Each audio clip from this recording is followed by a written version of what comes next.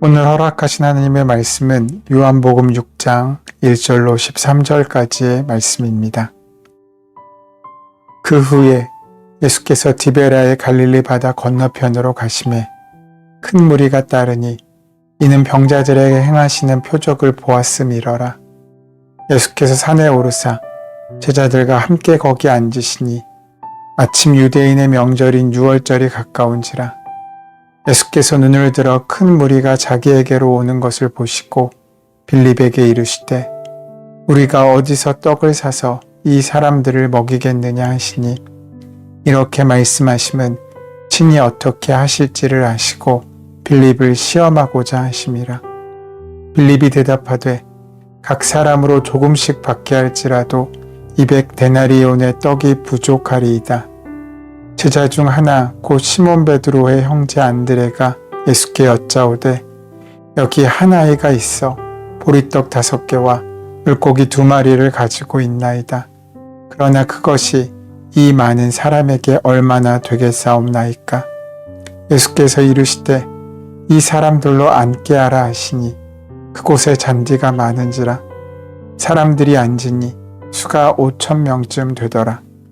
예수께서 떡을 가져 축사하신 후에 앉아있는 자들에게 나눠주시고 물고기도 그렇게 그들의 원대로 주시니라. 그들이 배부른 후에 예수께서 제자들에게 이르시되 남은 조각을 거두고 버리는 것이 없게 하라 하시므로 이에 거두니 보리떡 5개로 먹고 남은 조각이 12바구니에 찼더라. 유월절에 가까운 어느 날 많은 사람들이 광야의 한적한 곳에 머물러 있던 예수님에게 몰려들었습니다. 큰 무리가 예수님을 따라 갈릴리 바다 건너편 산까지 모여든 것입니다.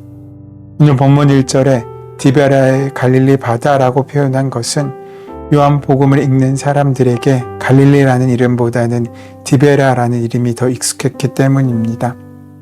요한복음 5장과 6장 사이에는 최소한 수개월의 시간 간격이 있는 것으로 보입니다. 본문 2절은 큰 무리가 예수님을 따랐던 이유를 예수님께서 병자들을 치유하시는 표적을 보았기 때문이라고 밝히고 있습니다. 요한복음 4장은 예수님께서 왕의 신하의 아들을 말씀으로 치유하신 표적을 기록하고 있으며 5장은 38년 된 병자를 치유하신 표적을 기록하고 있습니다. 3절은 큰 무리가 예수님을 따랐던 까닭을 예수님께서 병자들을 치유하신 표적을 보았기 때문이라고 말하고 있습니다. 요한은 표적이라는 단어를 예수님이 보통 인간이 아니라 하나님의 아들이심을 나타내는 영적인 보조수단으로 삼고 있습니다. 표적은 예수님을 향한 믿음을 강화시켜주지만 예수님이 하나님의 아들이심을 확증하는 것은 바로 예수님의 말씀이었습니다. 그래서 요한은 본문의 오병이어 표적에 이어서 사복음서 중 유일하게 오병이어에 관한 주님의 말씀을 자세히 기록하고 있습니다. 예수님의 표적을 본 사람들은 평소에 자신들이 소망하는 구원자의 틀을 예수님에게 자의적으로 끼워 맞추고 있었습니다. 오병이어로 5,000명을 먹였다는 사실보다 더 중요한 것은 그 일을 하신 분 예수님임에도 불구하고 그들은 예수님을 통해서 자신의 욕망을 투영해내고 있었다는 것입니다. 그래서 그들은 예수님의 제자가 아닌 아직 무리였습니다.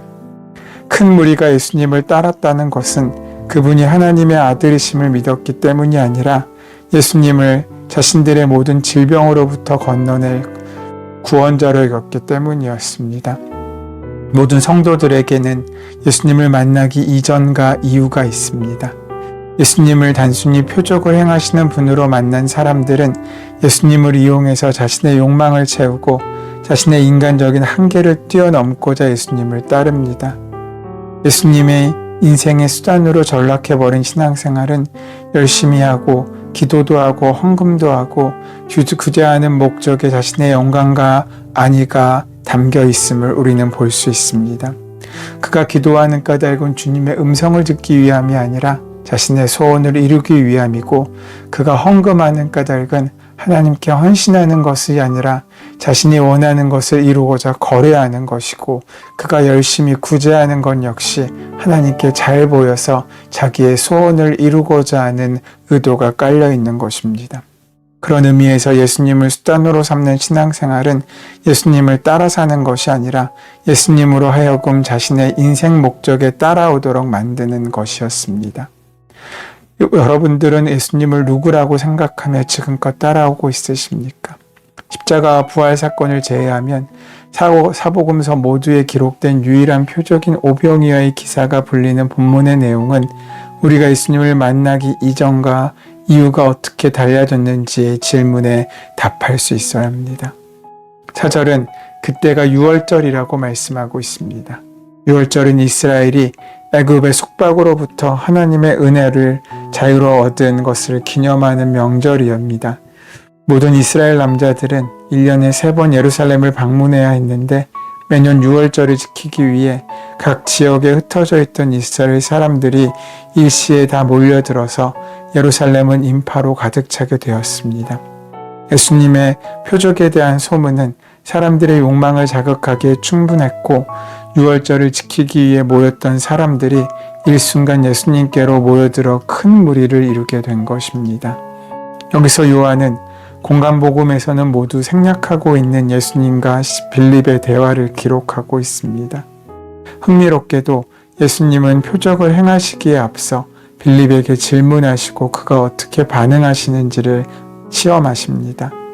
요한복음이 강조하자는 의미를 살려서 본문을 묵상하기 위해서는 예수님께서 빌립을 시험하시고자 질문하셨다는 사실에 주목해야 합니다.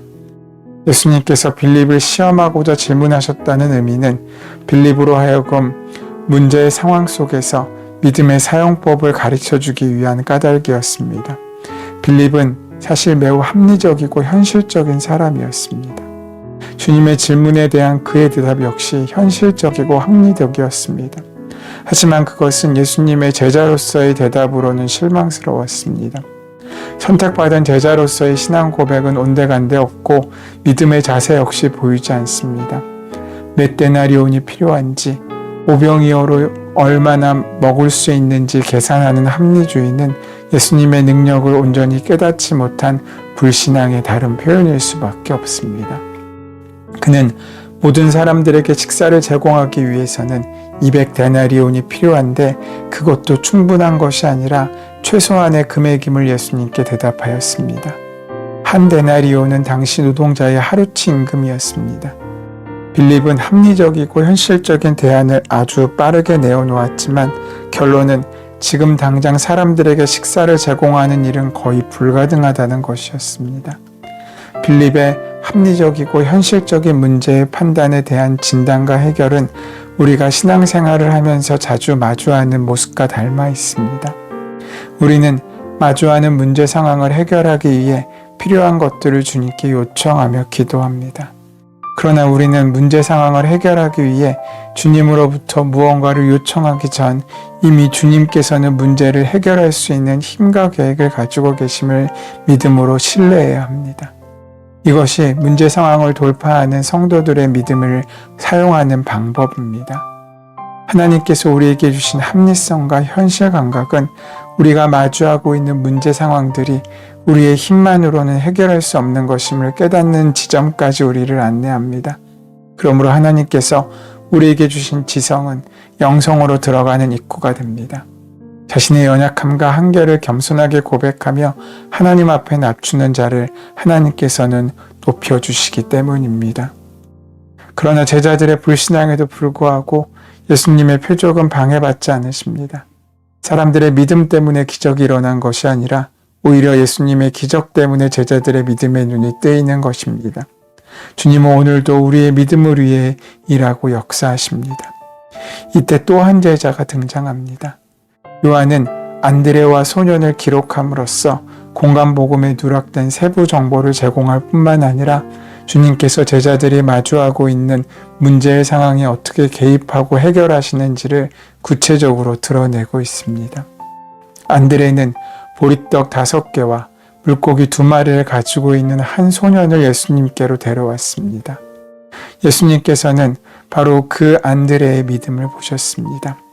물론 그 상황에 대해 부정적인 판단을 내린 것은 빌립과 안드레 모두 똑같습니다.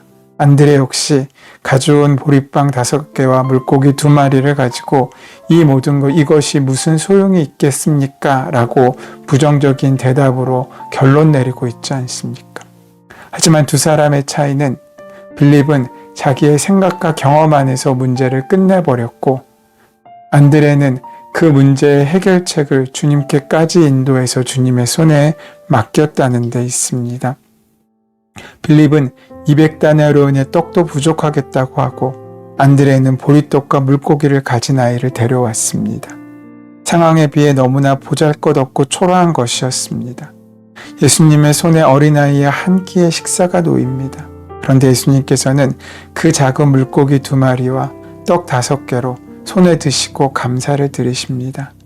이 작은 것으로도 만족하고 이 적은 것으로도 충분하고 감사할 것이라고 말씀하고 있으신 것입니다.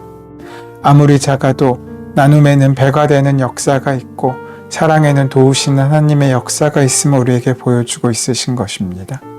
권력이나 힘으로는 할 수 없는 공평과 공의는 오직 나눔을 통해서 오늘 우리에게 허락되는 기적의 입구를 열어주게 된다는 사실을 우리에게 보여주고 있으신 것입니다. 그렇게 예수님은 그 작은 것을 가지고 축사하시고 사람들에게 나누어 주십니다. 그런데 이렇게 해서 무리가 먹고 남은 조각을 거두니 12바구니에 가득 찼다고 성경은 기록하고 있습니다. 오직 아이가 내놓은 그 작은 것을 통해서 모두 배부르게 된 것입니다. 여기에서 우리가 기억해야 할 것은 우리의 삶의 문제와 어려움의 해결은 200데나리온의 돈에 있지도 않고 아이의 도시락에 있지도 않습니다. 바로 그 모든 것을 우리에게 허락하시는 예수님에게 있음을 기억할 수 있어야 합니다. 한 아이의 헌신으로 수많은 사람들이 하나님의 표적을 직접 경험할 수 있었습니다. 그런데 그 아이가 특별한 보리떡과 특별한 물고기를 가지고 온 것이 아닙니다. 바로 그 작은 것도 특별한 하나님의 사랑을 만났을 때 우리의 모든 것을 채워주시는 귀한 기적으로 이어지게 된 것입니다. 우리 역시 마찬가지입니다. 우리는 배부름으로 멈춰설 수 없습니다. 배부름을 넘어 주님께서 우리에게 주고자 원하시는 것이 무엇인지를 온전히 기억하고 깨닫고 주님의 손에 맡기는 참된 믿음의 자리까지 나아갈 수 있어야 한다는 것입니다. 우리는 여전히 반대에 부딪힙니다. 세상의 큰 문제 앞에 네가 할 수 있는 것은 너무나 작고 연약하고 부족하다고 그것으로는 아무것도 할 수 없으니 포기하라고 말입니다. 하지만 우리가 할 수 있는 것이 있습니다. 우리의 힘으로 세상은 바꿀 수 없고 우리의 힘으로 문제를 해결할 수 없지만 그 문제를 주님의 손에 맡길 수 있고 내 손에 있는 헌신을 주님께 드릴 수 있습니다. 그 귀한 은혜를 기억하시고 온전히 하나님의 삶을, 하나님의 역사를, 하나님의 기적을 살아가는 복된 하루, 그래서 오늘 하루가 그 작은 기적이 시작되는 처음의 시작이 되기를 소원하고 축원합니다. 은혜의 주님, 머리로 계산하고 감정적으로 열광하며 자기 만족을 위해 주님을 찾는 무리가 아니라 주님께 우리의 모든 것을 기꺼이 드리는 참 제자와 헌신하는 예배자가 되기를 소원합니다.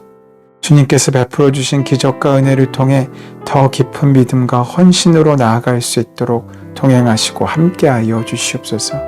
우리 주 예수 그리스도의 이름으로 기도드립니다. 아멘. 오늘 이 아침 우리에게 허락하신 말씀이 이제 나에게 주시는 말씀으로 만나지기 위하여 오늘 본문의 말씀을 깊이 묵상하시고 함께 기도하는 시간 가지도록 하겠습니다. 함께 기도합니다.